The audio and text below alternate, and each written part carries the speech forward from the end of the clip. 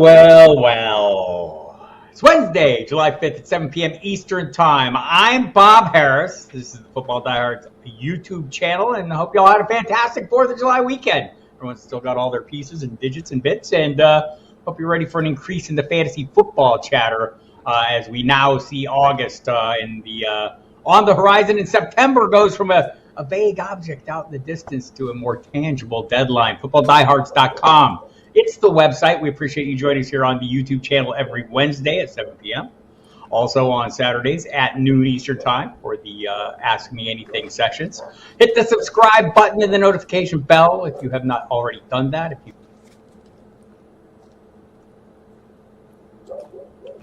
you'd like to do that. Hello, JSC. Hello, everyone in the chat. We'll give everyone a minute to show up here. Not a lot of news today. Not a lot of real news today. Hi, Royal Slave. Nice of you to come by. But a little bit of news, right? So Josh Allen continues to talk about Stefon. He says nothing to talk about as he continues to talk about Stefon Diggs. Very interesting situation that we have there. And we have the perfect guest for that. I said hit the notification bell. That's not the only bell you need to hit. Well, delegate Jeff Bell. Jeff Bell is here with me. You know him from a super knowledgeable person, also a member in good standing of the Bills Mafia, I believe, sir. Is that not correct? That is correct. I am a Bills Mafia member. I don't know if good standing would still qualify. I'm a little bit pessimistic about their outcome potential this year, but at the same time, no, I absolutely love the Bills. What do you make of the Stefon Diggs thing? I mean, to me, it seems a little bit, kind of silly. I mean, look, players get excited, upset, various things. Let me frame it this way, because as we sit here and we make the magazines, by the way, the Fantasy Football Pro Forecast, the 34th edition, waiting for you at the FootballDiehards.com website. Use the promo code DieHards to get a 15% discount. The Diehards magazine is there also, so get in on that business as well. But as you're writing the magazines, Jeff, you're writing them in May and June and into July, and you're thinking, I'm going to be writing about this. Is this really going to be a story come September? Is Stefon Diggs going to continue to be a story, or is this all going to evaporate as we get closer to the season? I think that it will evaporate, but at the same time, it's Stefon Diggs, and I think that Stefon Diggs likes being the center of attention to some extent, and I think that there's a little bit of that diva wide receiver. We understand that. I think that part of it is looking at, feeling a lot of the blame on the offense, probably, considering the amount of help that he has. You look at Cincinnati, you look at Jamar Chase and T. Higgins there, and Stefon Diggs, it's really all on him. And so if it struggles, it kind of falls on him.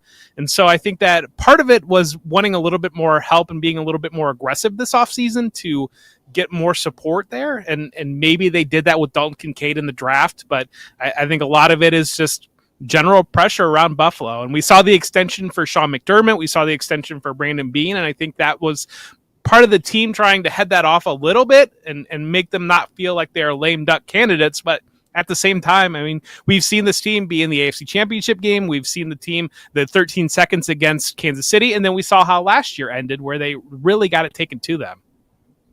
Yeah, you bring up a point. There has been some talk that maybe Stefon Diggs, there's been a number of theories floated around out there about whether it's his role in the offense, whether, the absence of Brian Daboll, maybe he's not as big a fan of Ken Dorsey as he was of Brian Daboll. But also one of those theories that was floated out there was the notion that their failure to aggressively pursue or more aggressively pursue DeAndre Hopkins was an issue. Well, if that's the case, there's now, some chatter just today or the last 2 days that maybe the Bills aren't totally out on this and they're still, well within the top of the betting odds on this. Oh, do you think that's something the team would still pursue at this point? And if they did, what kind of impact would that have on Stefon Diggs? I think that he would be happy to add DeAndre Hopkins. It kind of seems like there's been a little bit of back and forth exchanges, kind of those subtle things on social media, kind of between the two of them under the radar a little bit, that I think they would love to play with each other. And I know DeAndre Hopkins mentioned that Josh Allen would be the quarterback that he would like to play with. I think their games complement each other well, with Hopkins bringing that physicality, Diggs the ability to work off of that. So I think that if they're in on the right price, but I think that they're trying to drive the price to be right for them. And so when you look at some of the other suitors for DeAndre Hopkins, you have to question about is that price going to be there? And I really think the Odell Beckham contract, it sounds like that really blew things up on the market. That sounds like there was a potential trade around the draft, but then once the Ravens dropped that contract, Hopkins is looking at that money now. It's interesting. Our mutual friend Matt Waldman is kind of high on Dalton Koncaid there and thinks as the season goes on, he has a chance to gain a good little ground. As things stand now, in your mind, is there any reason to believe Stefon Diggs is not a 150-ish target wide receiver? No, I don't think there's any reason to believe that. I think that what you're going to see and where the Bills want to end up is what we've seen over the last couple of years.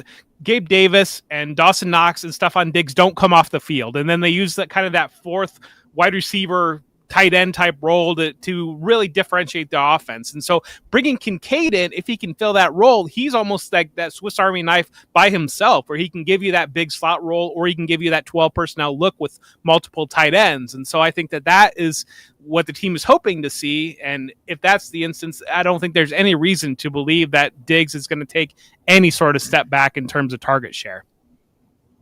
I see some questions coming into the chat, and one of them in particular is quite pertinent to this conversation, Jeff. So a few two for you is the handle there in YouTube.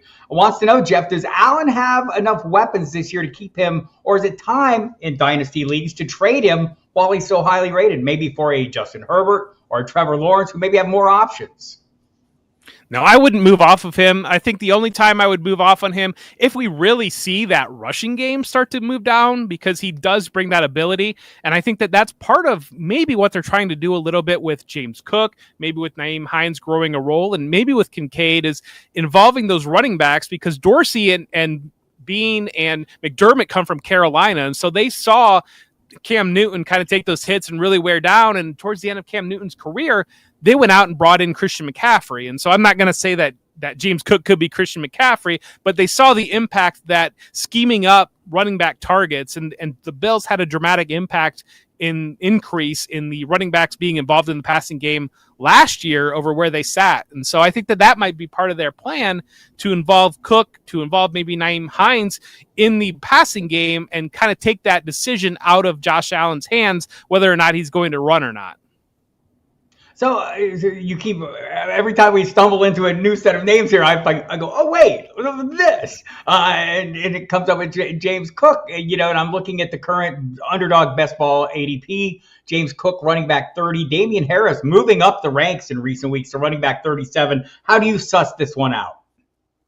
I'm all on Cook. I think that, Cook was a second-round pick for this regime with Dorsey as the offensive coordinator. Everything that I've heard around camp is that Cook is really going to be the guy. And I would be really surprised that while Damien Harris and Latavius Murray give them some of that physicality, I think that you're really asking the Bills to switch stream a little bit, where they can play versatile packages with Dalton Koncaid in there, with Cook in there, have those spread elements, but also move to that 12 personnel. Whereas with Damien Harris, that involvement in the passing game is likely minimal. And so I think you're really kind of swimming against stream on the strengths of Josh Allen and the strengths of the rest of your offense to really line up in the I formation and pound the ball with Damien Harris. And so that's where I think Cook has a fantastic opportunity to be the primary weapon out of the backfield, and then being able to go in different directions with Harris, with Latavius Murray, or with Nyheim Hines getting some involvement.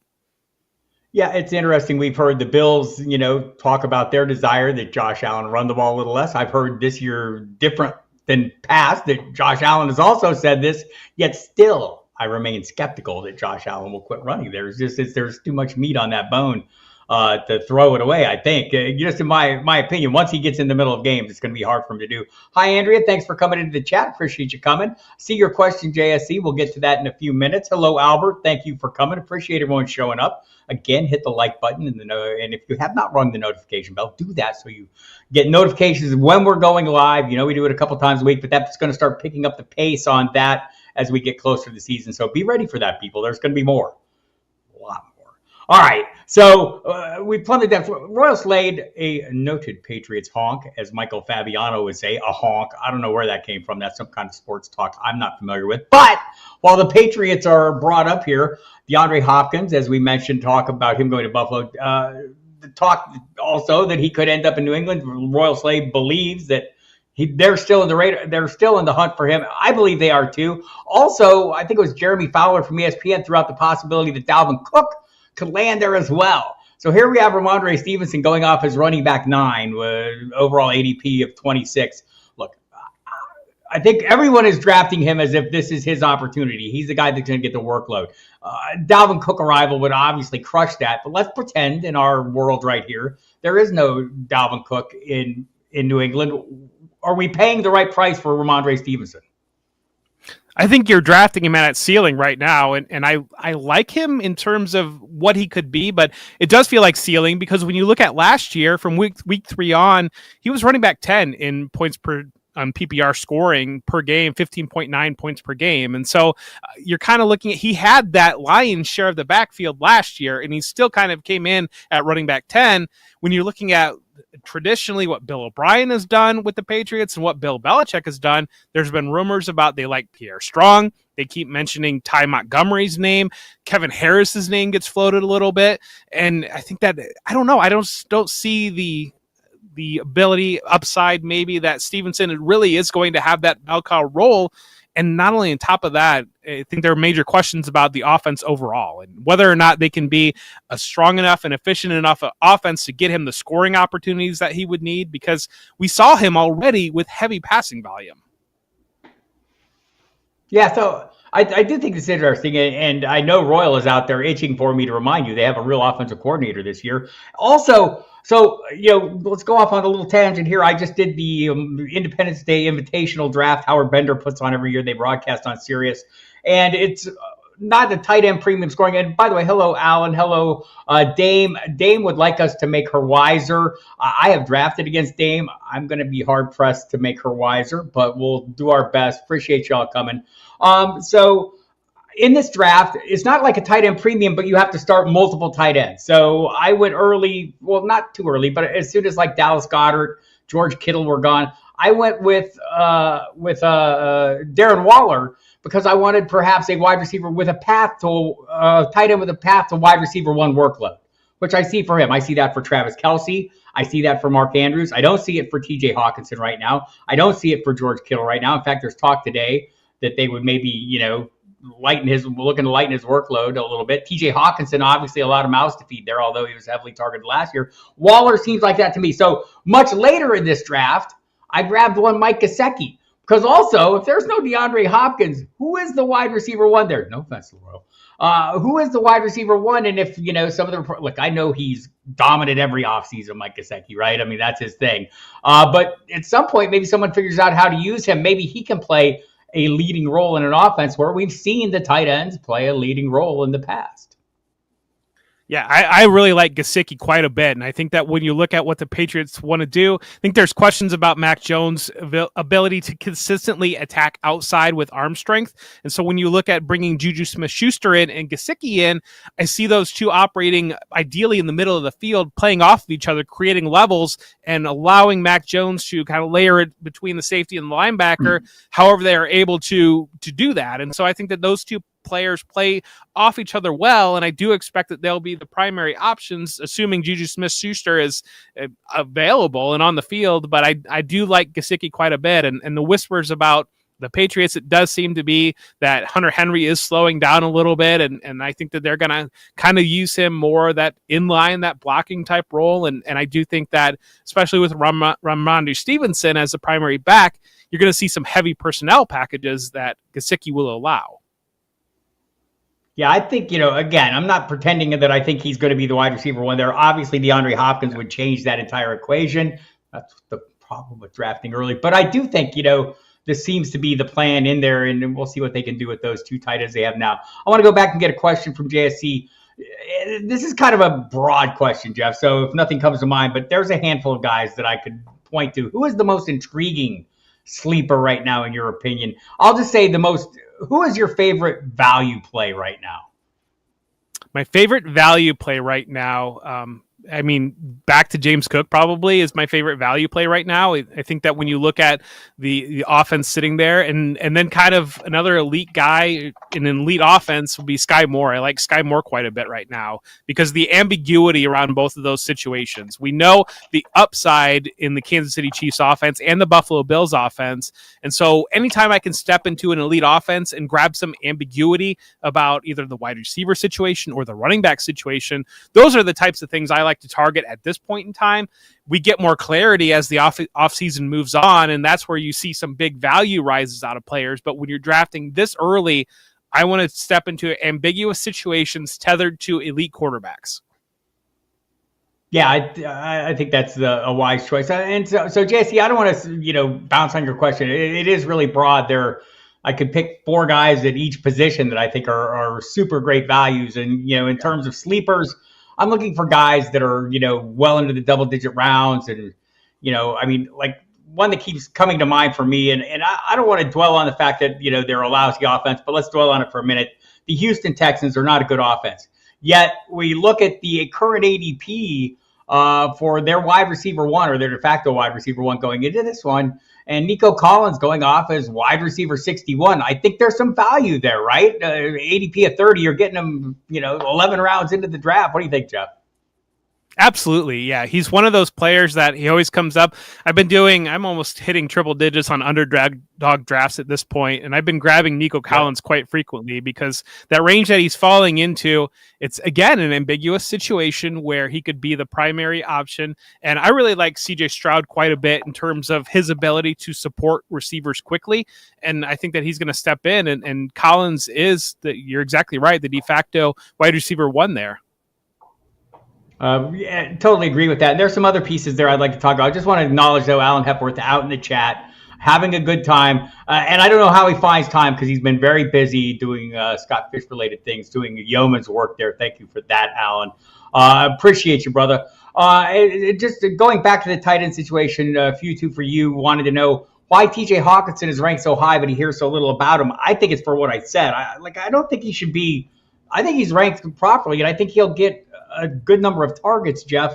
But I mean, in an offense that threw the ball 65% of the time last year, but we saw 3 wide receivers targeted at getting at least 90 targets in that offense. Justin Jefferson, obviously the dominant piece, but Adam Thielen got over 100. KJ Osborne got 90. Hockinson at one point last season, I like to remind people, a 3-game stretch was tied for the most targets in the NFL with one Justin Jefferson. I think they had 37 over a 3-game stretch. Well, how do you kind of, look at that situation? Are we maybe disrespecting Hockinson a little bit, or maybe what our anticipation of his role is?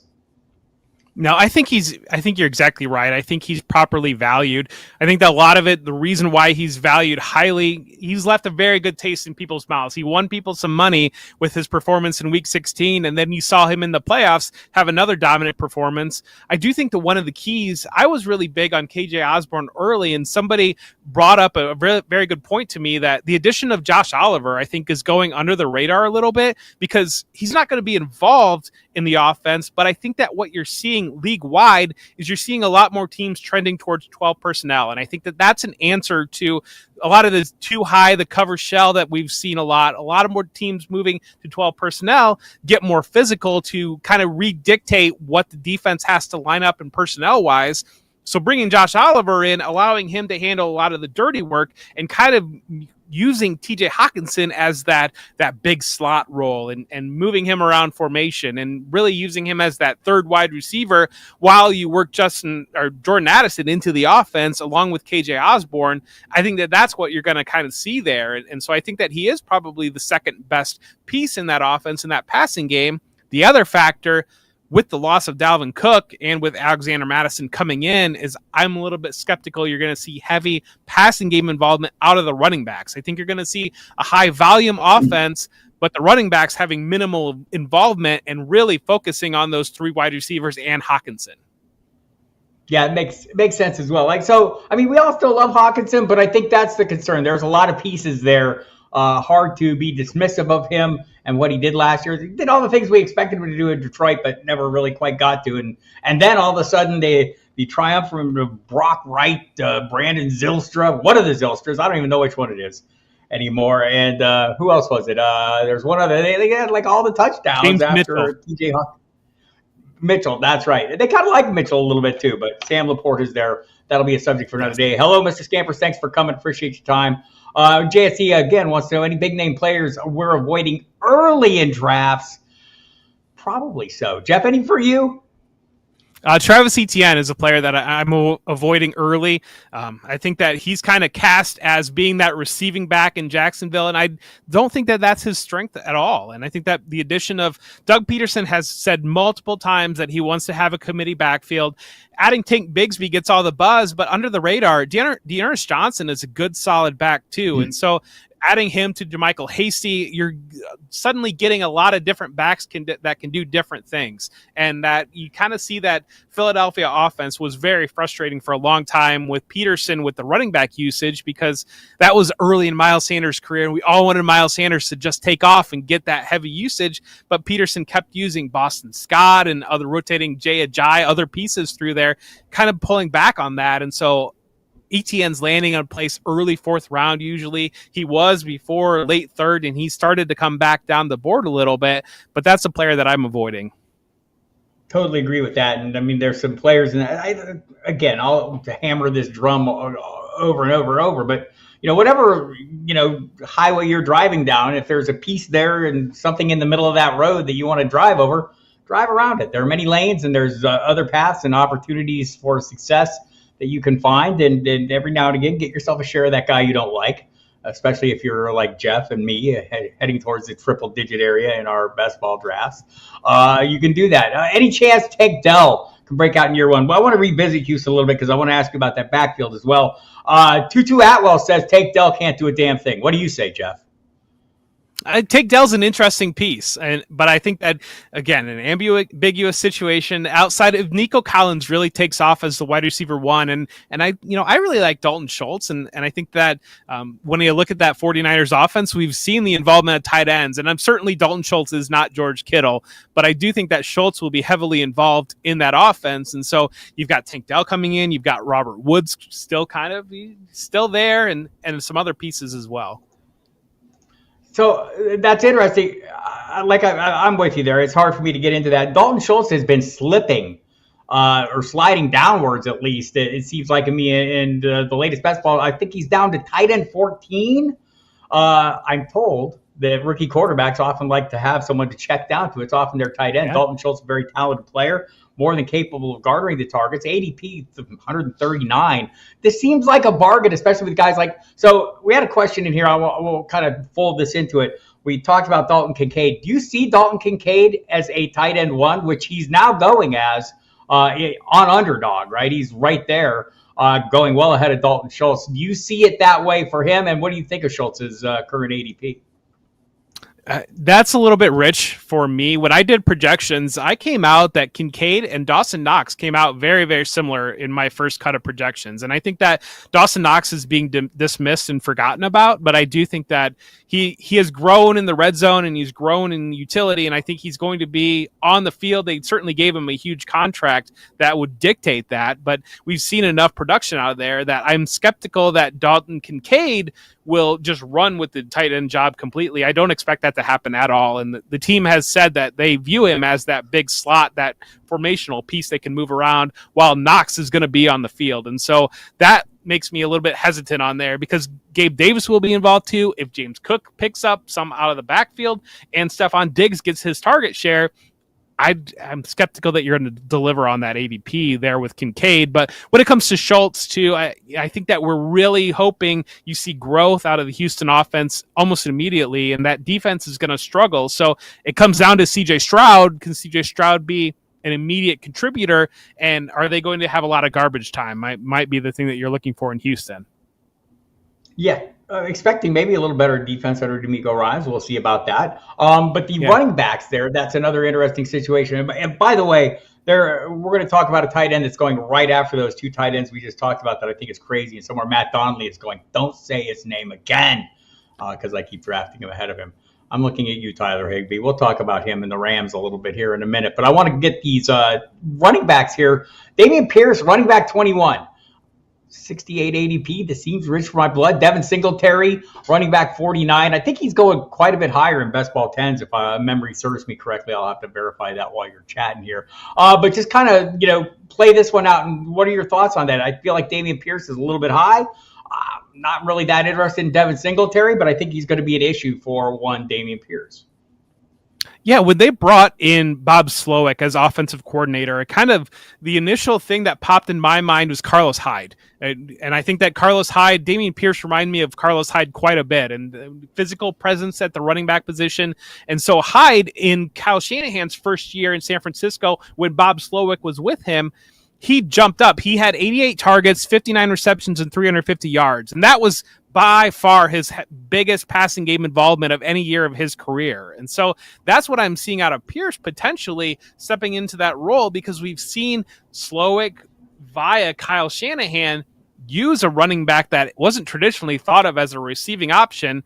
And again, that Houston offense, I think that a lot of times what you see out of ambiguous situations without a clear number one wide receiver is everybody gets a little bit. Like we saw that a little bit with New England last year with the 88 targets going to Stevenson. We saw it a little bit with the Titans last year with Derrick Henry setting career highs in receiving, where these teams did not have primary number one receiving options. And so instead that pie got spread very, very wide. And so I do think that Pierce will see a lot of growth in the passing game, partially because they need that out of him, but partially because that's going to be the offensive structure. Yeah, the discussion about him this week was that he's improved as a pass blocker. He talked about watching the Christian McCaffrey tape to get a better feel for what he's going to be asked to do, and let's hope that that's all true. We'll find out soon enough. It seems like the Texans, it's a place for running backs to emerge out of nowhere, says Arian Foster, and others, Dominic Davis or Williams, depending on when you knew him. They've had a number of running backs emerge, a lot of it under that Gary Kubiak kind of similar style offense, right? A Shanahan style offense. So that's part of the reason why. All right, I invoked the name, and the people in the chat are chanting him. Higbeast, says Royal Slade. So I do think it's interesting. He's tight end 15, going after the guys we talked about before. I want to say, 4 tight ends got 100 targets last year. He was one of them. Do we see that changing? Do we see Van Jefferson, the X Factor?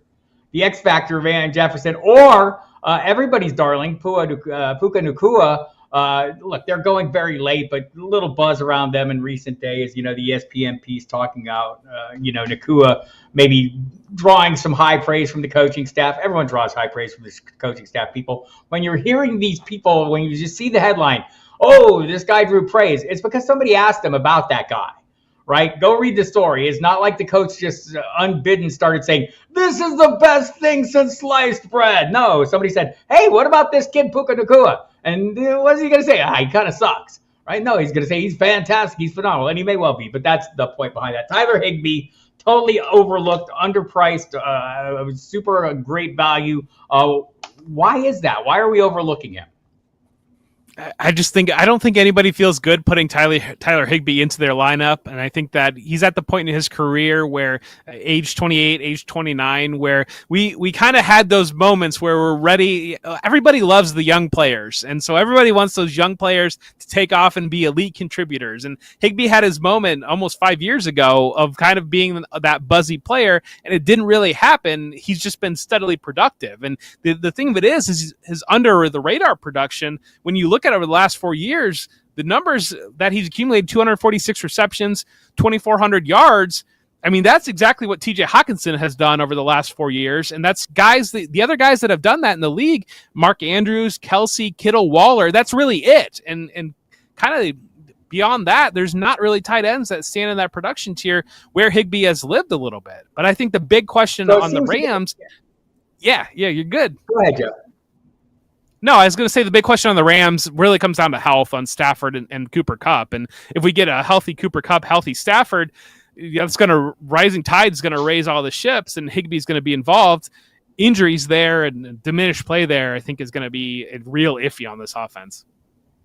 Totally agree with all that. And I do feel like this is all dependent on, on Matthew Stafford's good health, although I am a Stetson Bennett fan, make no lies. And some people in the chat are as well. I can hear them out there pounding fists saying, Bob, what about our guy?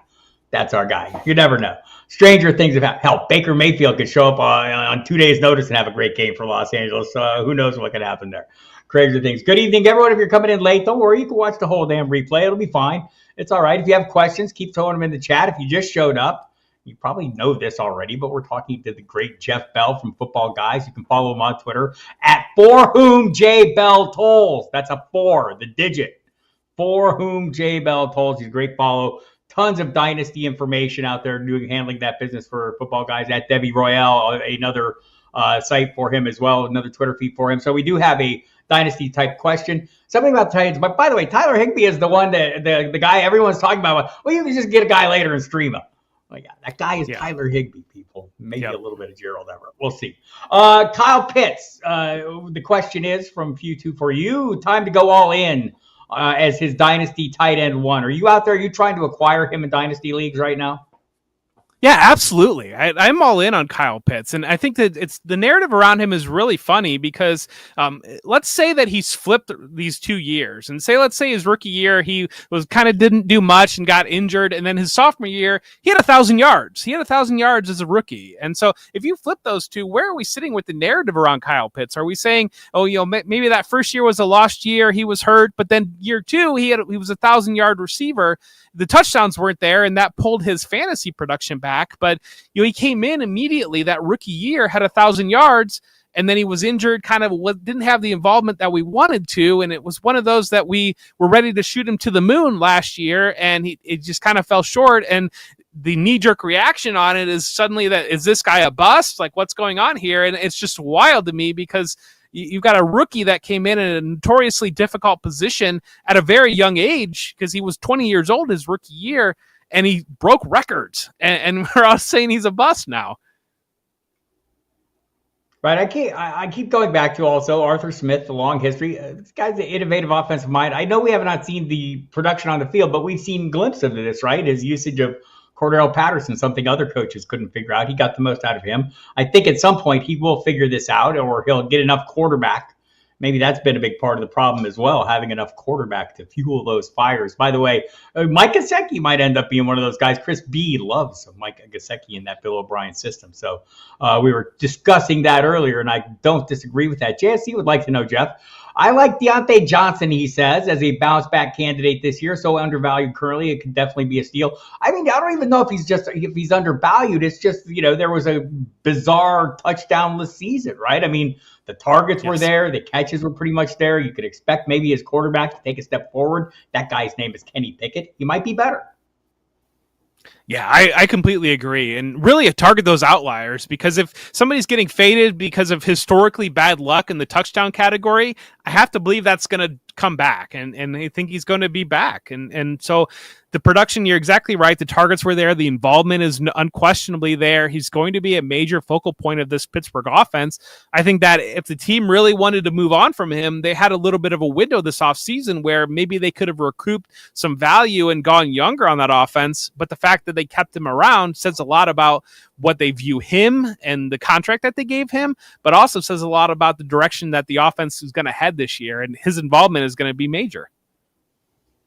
Yeah, I would agree with that. Mr. Scamper's loving the Stetson Bennett talk out there.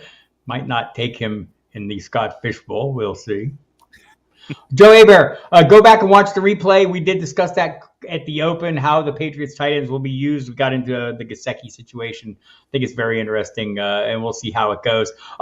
Getting back to the Rams, Cooper Kupp. I'm told he's very good. And I'm told that by me because I have him as my top-ranked wide receiver. We all know the arguments for the top 3 guys. Who are your top 3, and how do you play them out, and how do you assess them? So I've got Kupp at number 1 as well. Again, when I went through and did projections, I mean, for as historic as Justin Jefferson's season was last year, Kupp was still the wide receiver 1 in points per game, and he got injured in the midseason, and so I'm putting him at 1, and I got Jefferson at 2, and then I think I've got Tyreek Hill actually above Jamar Chase right now after I did my projections. But I do think that the upside is certainly there for Chase. He can deliver a much stronger season than he had last year. And they're right there. They're neck and neck. And that entire group, I don't think there's a bad pick out of them. When you're if you're drawing for a pick, the ability to walk out of them with one of your draft out of your draft pick in the first round and be able to get a little bit of an earlier second round pick might be the way to go this year to play that. But again, I think they're all right there, and it's dealer's choice. But I do have Kupp 1 and Justin Jefferson 2. What is your comfort level? I mean, Matthew Stafford's going crazy late. You can get him in the late quarterback 2, maybe even early quarterback 3, depending on where you're drafting. What are your thoughts? I mean, what's your level of concern? I mean, we all have concerns. It's the offensive line can quickly be turned around. I don't see the Rams putting the kind of effort I would have hoped to see. That was their biggest issue last year. Do you have concerns about Matthew Stafford enough to keep you maybe from drafting him as an ideal backup? I don't typically draft Stafford just because I look at players around him. I'm a little bit more bullish on what Russell Wilson can potentially do in the new Sean Payton offense with his targets and not having those health concerns. I think Dak Prescott kind of lands right around in that range where I grab Dak Prescott. And so just kind of the guys around him. The one thing that I don't love about Stafford is the lack of rushing. And so that's kind of what I'm targeting in quarterbacks. Either I usually try to grab an elite quarterback early because they give such a major positional advantage, or kind of I'm looking more of those guys that if I'm going to go later, maybe I go super late and grab a Desmond Ridder who might have that rushing ability kind of as that wild card late. You have invoked the name. You have invoked the name Russell Wilson. So let's talk about some of his receiving assets then. Jerry Jeudy, currently wide receiver 21, going off at that price range. Cortland Sutton, wide receiver 48. Tim Patrick, hello, wide receiver 83. Talk about him being the best receiver in the room in recent workouts. Cortland Sutton has been studying the Michael Thomas 2019 tape, and shouldn't we all? Sean Payton has a pretty good track record with offenses. How do we feel about this group? Are you confident enough in Jerry Jeudy to invest at that level, or are you playing one of the cheaper options there? I've been finding myself grabbing Sutton. It seems like there's been a bit of a fade on Sutton, but when I look at Michael Thomas's game, Sutton seems to line up pretty well with running those types of slants that we've seen historically out of the Sean Payton offense. One of the reasons I'm off Jeudy, a friend of ours, Cecil Lammey, following the Broncos, he seems to be pretty off Jeudy this year. And so I think that he talked about a lot of where Jeudy had success last year is kind of being that backside option where that first option wasn't open, and that gave Jeudy a little bit more time to kind of have that wiggle to be able to release a little bit. He's not the quickest releaser, but he's very deceptive in his movement and able to create space. And so kind of as you're coming off that first read, going to that backside read, that's where Jeudy had a lot of success last year. And I don't know if that's going to be as prevalent in the Sean Payton offense. By the way, the list of tight ends going off ahead of Tyler Higbee and Gerald Everett and others includes Greg Dulcich, tight end 13. I believe this is based entirely on Sean Payton saying, hey, this is our Joker. I'm not even sure we all know what the Joker is, but it sounds really cool. And Greg Dulcich, highly touted coming out of UCLA last year. What's your assessment of him? I like Dulcich quite a bit. I actually wrote a Football Guy Spotlight about him that was published a couple weeks ago, and that was even before Sean Payton made the comments about being his Joker. But one of the guys that I looked at Dulcich athletically wise and compared him to was Marcus Colston. So when you flash back to way back in Saints early in Sean Payton's career, Colston came in. Colston was a college tight end that kind of transitioned into that big slot role. And I think that that's where we're kind of seeing the league heading in that direction. So the addition of Adam Troutman, bringing him in, allowing him to be that inline tight end to do the dirty work. Again, another team that is creating the personnel to run 12 personnel, 2 tight end sets, using Dulcich as that wild card to move around and use him as the big slot. And I do think that we're seeing the league trending in that direction, and he does have that skill set, and he does line up very favorably athletically to Marcus Colston. Right. I see that comparison totally. So I'm kind of interested in that as well. I wish he was a little bit cheaper. He is not. So, that's going to be the conundrum. Is your roster built so that you can take on that bit of risk there? So a few comments out here in the chat. Tyreek Hill, any news on his status for his MMA move? You mean his fishing trip? Yes. Does this lower your rank for potential suspension, etc.? JSR, a few two for you asked this, and obviously in Jeff's case it did not. In my case, it did not either.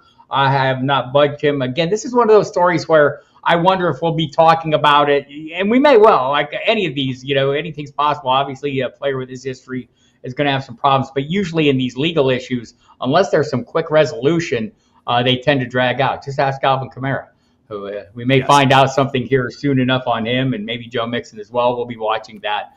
Dulcich getting an Oscar, sign me up, as he says Dave Overboard.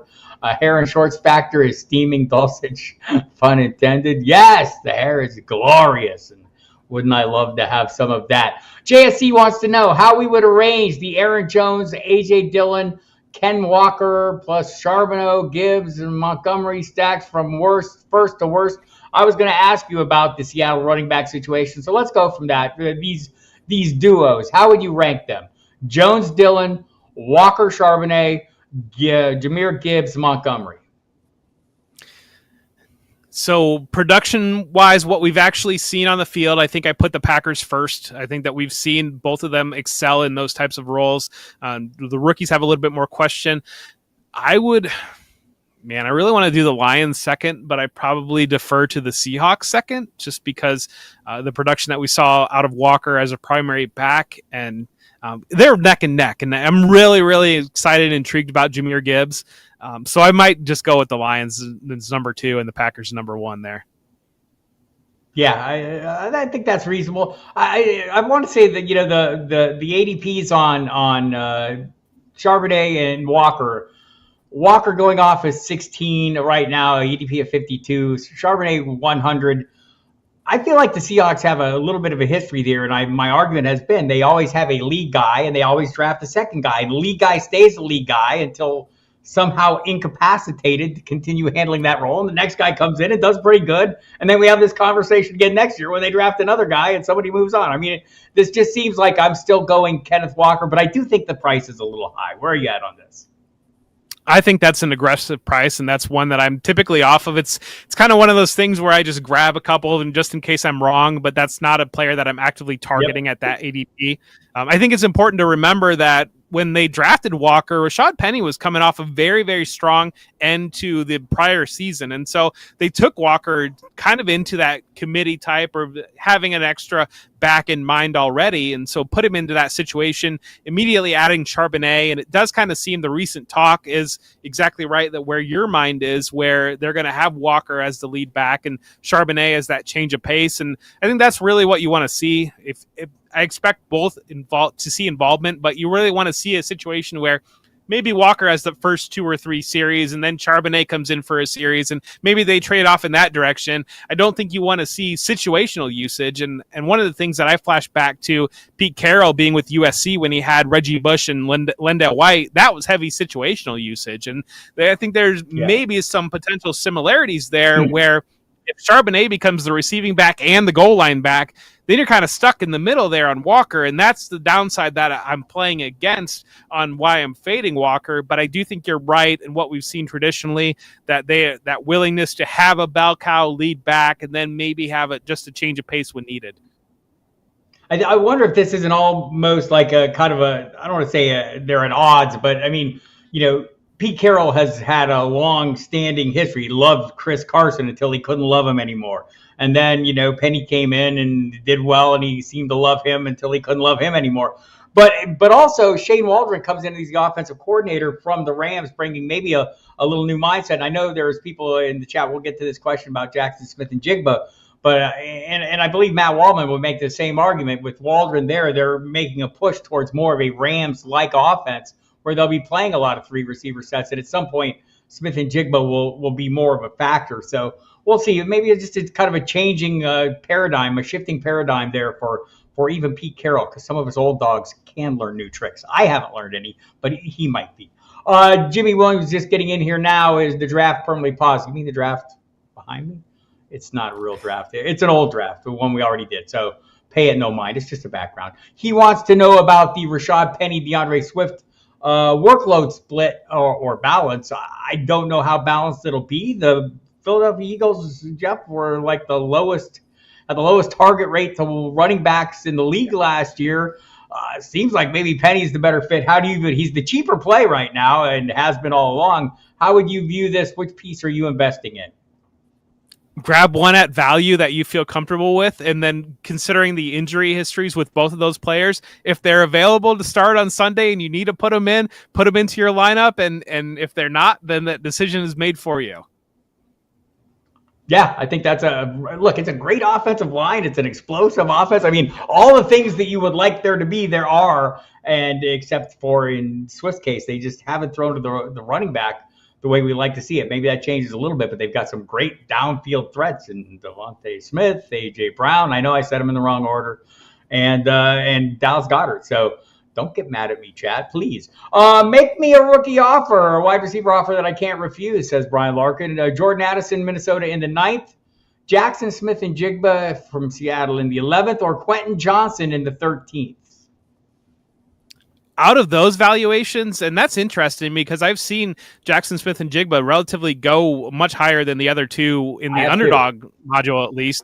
But when you're looking at those, I probably do grab Jackson Smith-Njigba out of those three values because I think that you're exactly right in that Shane Waldron offense going to three wide receiver sets.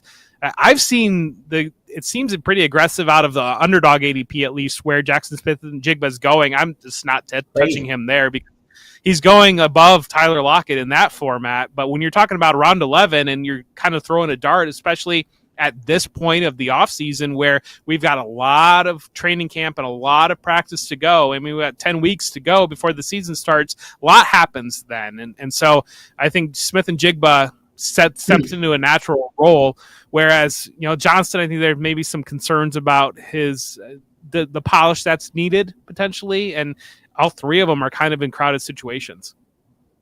Yeah, and to your point, Jackson Smith-Njigba currently the wide receiver 32 in underdog best balls. Mr. Tyler Lockett, wide receiver 34. I'll be having some of that, please. Some of the Tyler Lockett, double dose exactly if you wouldn't mind. 5 straight years, 8 touchdowns minimum, 2 years of 10 touchdowns, heavily targeted, big play threat, great best ball play. People, what are we doing here? And I do think, though, given those values that were thrown out here, that is the same order. We'll see what Jordan Addison does. I think, like I said, Adam Thielen had 100 targets last year, but I don't know if we'll see if Addison gets that high. And there's a name we left out of there, by the way, and Zay Flowers. And JSE wants to know why people are so low on him. I feel like he can be the Ravens wide receiver 1 if Rashod Bateman misses time, or do we think that's going to be OBJ? What do we think? I'm on Flowers there. I don't know. I don't really want any part of Odell Beckham. I just haven't pushed that button at all on him. I do like Flowers quite a bit, and I think that he's exactly right. He has that game that could be that wide receiver 1, and I think the reason why people are more down on him is traditionally the usage probably of the Baltimore wide receivers, Lamar Jackson having a clear number 1 target with Mark Andrews. But I do expect that they're going to throw the ball more in Todd Monken's offense relative to what Greg Roman was running. So, if you can get good valuation on Flowers and in that type of format, if he's falling after those guys in a lower ADP, I'd be all over that. But I think that I understand why the fade's happening, but it's a little bit too aggressive for me in most cases. Yeah, we were listening to Jeff Bell. Follow him on Twitter at for whom J Bell tolls. I almost just went full Metallica on you. The bass line playing in my head as we speak. Find his work at football, guys. Find my work at Football Diehards. I'm at Football Diehard on the Twitter. So we'll get into a few more items here because I did want to hit on some things. In particular, the Green Bay Packers receiving core. Jordan Love, the talk this week that there's an article on NFL.com. It's a slow time, people. Trying to make the case that he's more prepared to take over as the starting quarterback than Aaron Rodgers was when he took over in 2008, based on playing time, passes thrown, et cetera, et cetera. I don't know if he's the same level of talent. I think that is a factor in how ready you are to take over a starting assignment. But we'll find out more about that. But I want to say Christian Watson's ADP has been rising dramatically. He's up to wide receiver 20 on Underdog Best Ball. And that leaves my guy, Romeo Doubs, down there in the wide receiver 60-ish range, ADP of 122. So you're getting him in the double-digit rounds. Jaden Reed is an interesting prospect. People seem high on him. The 2 rookie tight ends, nobody's really biting on them. You got Luke Musgrave at tight end 26. Tucker Kraft is tight end 51. I think those are probably correct assessments until we have more information on all this. But how do you feel about the Watson Dubs separation there in draft capital? So playing Dynasty, I have a lot of Christian Watson exposure just from Dynasty last year, him falling late first, early second round picks to the point where I have not grabbed him at all in redraft formats this year. That is an aggressive valuation, I think. Certainly, I think the athleticism is there, and if he can kind of step into that Devontae Adams role, the ability to attack deep vertically, getting some of those bubble screens that we saw out of Adams in this offense, if he can do that, he can take any of those and score. And so, yeah, he's got a path to paying off, and certainly physically, athletically, he's miles above the other two wide receivers. But it does seem to be the camp news that Dubs has been a favorite target of Jordan Love, and it's just difficult to read on that. And speaking of Reed, Jaden Reed kind of step in. I think traditionally reminds me a lot of Randall Cobb in that potential offense, but I don't know. That just seems, especially as a rookie, that seems very, very low ceiling on that payoff on that. Whereas relative to what you can get on Dubs, having that extra year of experience. Right. So a question here in the chat, can't even pronounce it. It's all consonants, people. I struggle with this. Do you have a favorite QB2 sleeper for Superflex? Well, I don't know that I have a favorite sleeper. I think there's a wide range of sleepers. I think Jordan Love is kind of one of them, although you can kind of get him as a QB3 if you're playing in leagues, in a 2-quarterback league. And I don't think he's without upside. Would you disagree with any of that? No, I don't disagree with any of that at all. And I don't know if Jared Goff's the guy that I like to grab, but he's been priced pretty aggressively. I think Russell Wilson, I see him landing, especially in Superflex. When redraft, he's kind of landing multiple rounds after a lot of the other guys. And so I kind of like grabbing that as your quarterback too. Not really a sleeper, but it does seem to be a name that people are off of. And then I mentioned earlier in the show, Desmond Ridder, bringing the athleticism, having the Drake London, having the Kyle Pitts, having Bijan Robinson within that offensive scheme. And then kind of touching on that Arthur Smith scheme as well. Maybe Ryan Tannehill seems to be completely forgotten about, a guy that you can grab very, very late. What about Sam Howell, who had a little bit of rushing ability as last year college? Is that someone you're interested in as well? It is, if the price is right on that. And that was a player that when I did my first cut of projections, I was very surprised where he came out, because he was sitting around like quarterback 16, given the rushing upside that he potentially possesses. We saw 800 plus yards in North Carolina, and then that one start hitting 35 yards. And that's kind of in that sweet spot, what you're looking for. If a rushing quarterback can give me that 3 to 5 point range weekly, I absolutely love that. And that's what I want to kind of bake into that, especially that second quarterback position. Yep. Or third. I'm getting him as my third quarterback. If you're taking 3 in best balls, like this early on, I tend to do that. Maybe I'll dial that back a little bit as we get closer to the season. I have a little better feel for, true job security in some of these cases. Oh, Jimmy, that's sad. Jimmy Williams, I mentioned, he's in a draft that looks to have permanently paused. That is very sad. If so, my condolences to that draft. Mixing goes to court August 1. Drew Davenport's been following along with this. If you're not following on Twitter, at Drew Davenport FF, you should. He tracks all these legal situations. Is he looking at a suspension? I mean, he does have history, and they can go back to his college incident. And we'll see. It sounds like the Bengals want him to take a pay cut, and we haven't gotten to the end of this. I think that's more of a concern for me than maybe the off-field issue is at the moment. I don't know enough about it, and maybe we'll find out more when he goes to court. Any difference for you, Jeff? I mean, you're there nearby in Ohio. Yeah.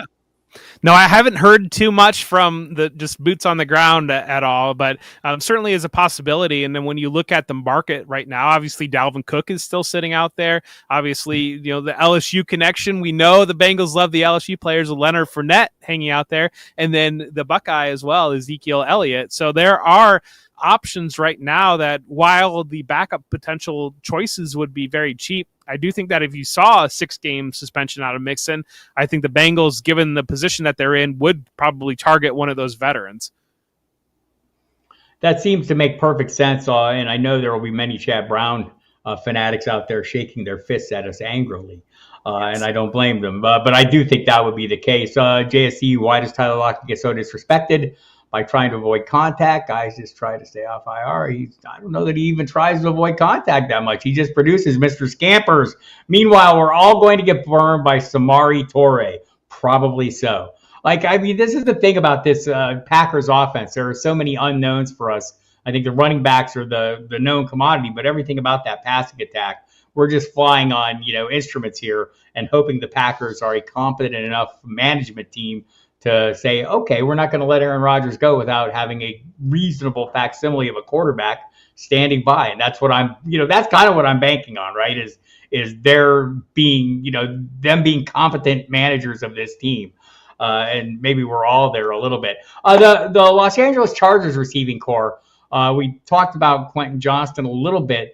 I think Keenan Allen is going off kind of appropriately priced. It's interesting, some of the Scott Fish mock ADPs, he's going off a little higher. People wanting to, that high floor, especially in a volume kind of scoring system. Mike Williams coming off a little bit better of a value. How do you see that one playing out if both of them remain on the field, and what would that mean for Justin Herbert? If they remain on the field, I think Keenan Allen is probably the target that I want to grab there, just based on historical production. I don't know. There's so many injury concerns with both of those players, but I do think that one of the things bringing Kellen Moore in, I think you're going to see a lot more out of Justin Herbert. And one of the things last year in that Lombardi offense, he had one of the lowest intended air yards in the league, 6.7. He was very, very low. And a lot of that was dump offs to Austin Eckler being kind of the basis of their offense. But when you see other players like Josh Allen up closer to 10 on that number, I think Herbert has that ability. And so sending players attacking vertically downfield and maybe getting a little bit more rushing out of Herbert, we haven't seen that traditionally, but you flash back to 2019, 2020, the way that Dak Prescott was playing, just attacking vertically prior to that injury, putting up those crazy passing numbers and still bringing that rushing ability. Herbert has the ability to do that. And so I do want pieces of this offense, and really it kind of comes at who you can get at value. But if I'm in a vacuum, I'm going to take Keenan Allen.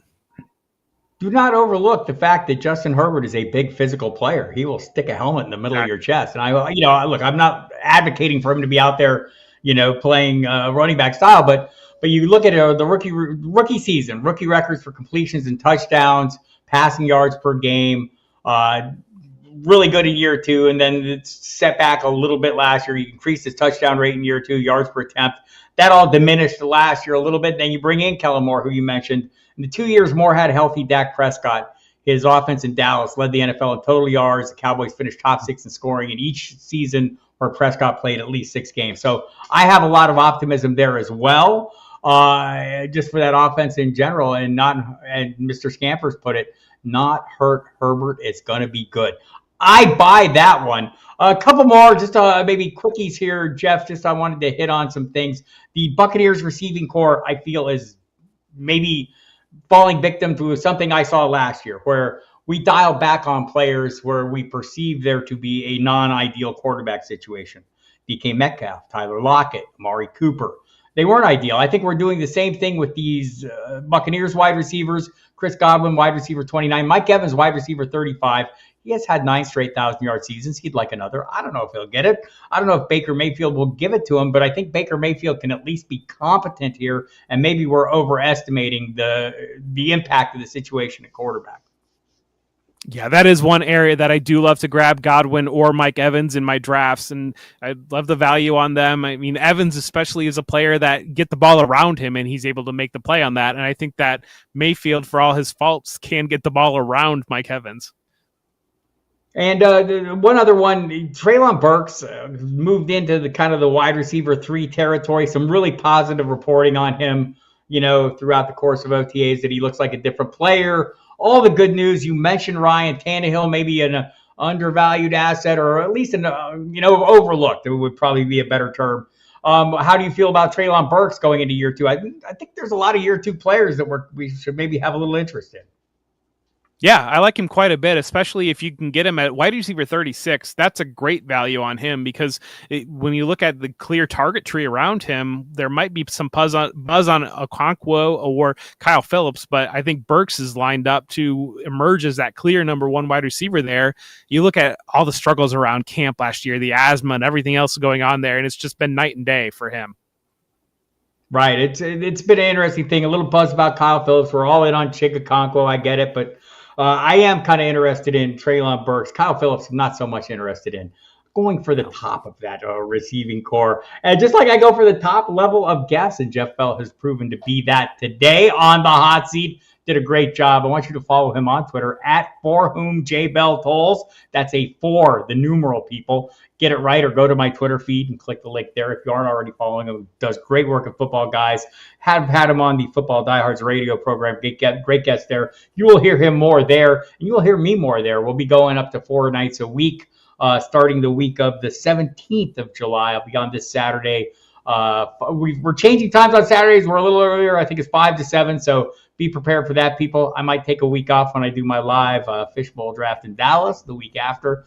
Might have some things going on this Saturday. Not sure. I'll keep an eye on my Twitter feed for our Saturday live stream. Otherwise, go to FootballDiehards.com. Use the promo code DieHards. Get 15% off on all the good things we have there waiting for you, and they are great. You will love them, I can assure you. Thank you all for coming. Appreciate it. I know you guys got a lot of choices, and spending some of your time with us is really fantastic and beneficial for all involved. Y'all have a good night. I love you all. Goodbye.